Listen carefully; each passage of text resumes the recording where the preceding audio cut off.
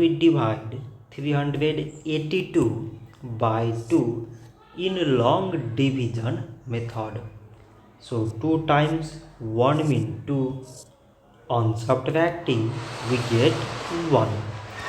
So now this 1 is less than 2.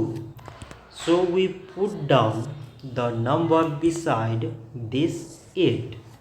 So now it is 18 and 2 times 9 means 18. On subtracting we get 0.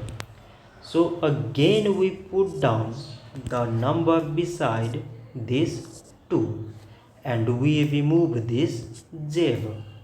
So 2 times 1 means 2. On subtracting we get 0.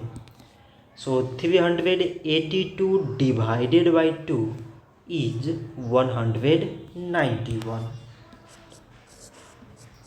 So this much for today and thanks for watching.